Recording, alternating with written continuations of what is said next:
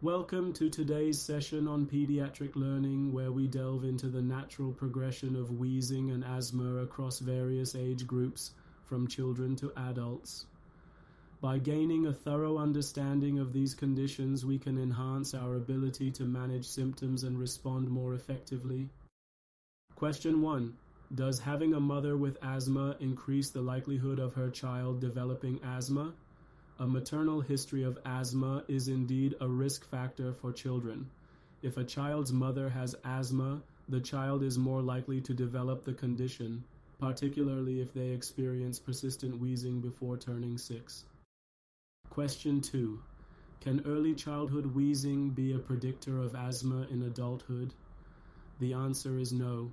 While some children with early childhood wheezing may develop asthma later in life, many outgrow these wheezing symptoms without ever being diagnosed with asthma. Question 3. Does wheezing in teenagers tend to continue into adulthood? The answer is no. Adolescent wheezing tends to persist into adulthood. Studies show that about 75% of adolescents who experience wheezing continue to have symptoms as adults, indicating that long-term management may be necessary. Question 4. Do asthma symptoms in adults without additional health issues always get worse over time? The answer is no. Asthma does not always worsen over time in adults.